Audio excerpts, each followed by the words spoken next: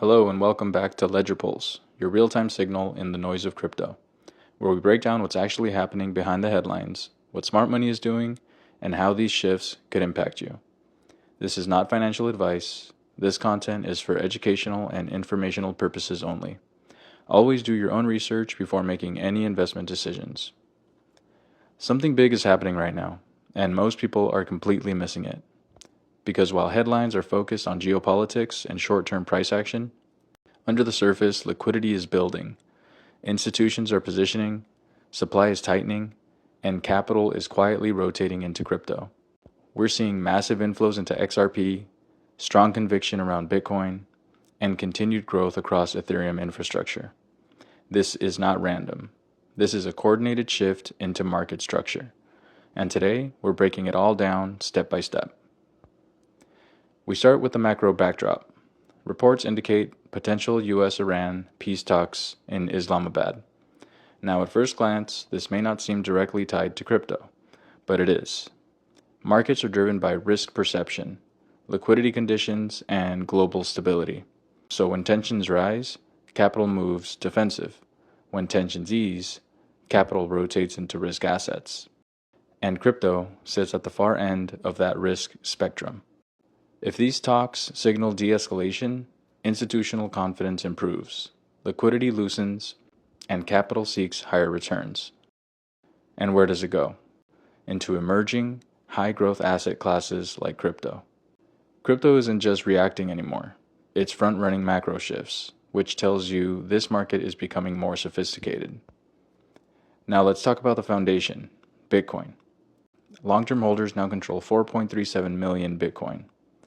This is one of the most important signals in the entire market, because not all Bitcoin is equal. There are short-term traders, speculators, and long-term holders.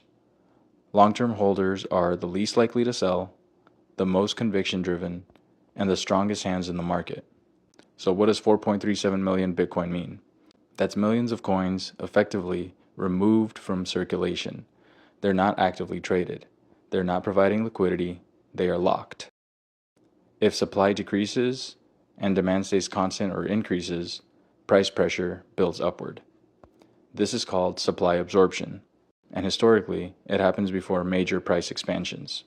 So what's different this time? Institutions are now part of this group. That changes everything, because institutions hold longer, allocate strategically, and scale positions over time. This isn't just accumulation. This is structural tightening of the Bitcoin supply. Now layer sentiment on top. Prediction markets show 63% probability of Bitcoin hitting 75K in April.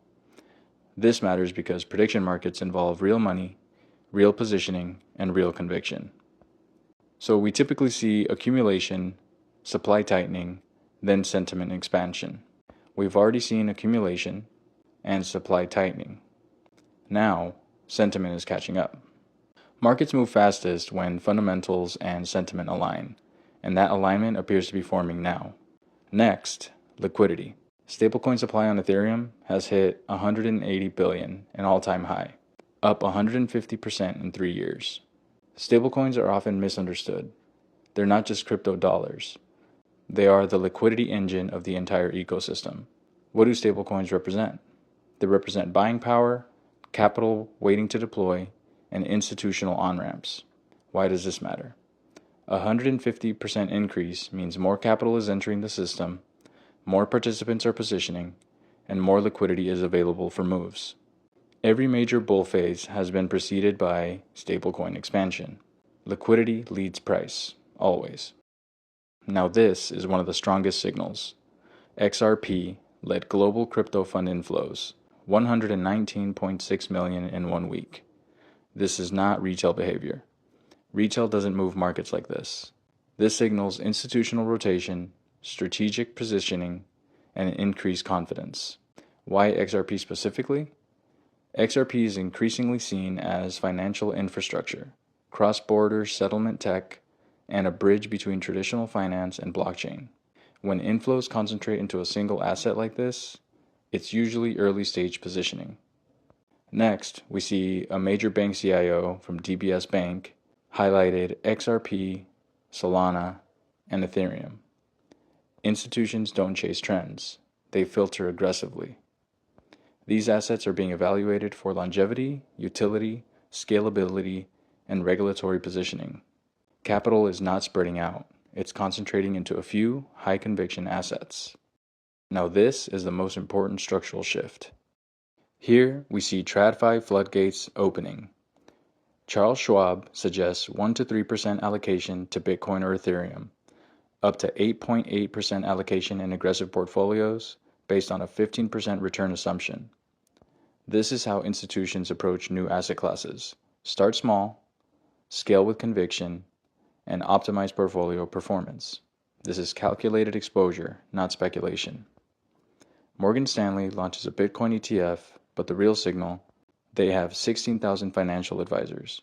Advisors control massive client capital, ETFs remove friction, allocations can scale rapidly, even small adoption across that network equals massive inflows. Schwab defines allocation strategy, Morgan Stanley enables distribution. Together, this transforms crypto into a standard portfolio asset. Let's connect everything. Macro tensions easing, Bitcoin supply tightening, market conviction rising, XRP leading inflows, stablecoins hitting record highs, and institutional allocation frameworks forming. This isn't hype. This is capital infrastructure forming in real time. And when that happens, markets don't wait. They reprice. Subscribe to Ledger Pulse for signal over noise, because in this market, the biggest moves happen before the crowd understands why. If you found value in today's video, hit the like button, and we'll see you in the next one.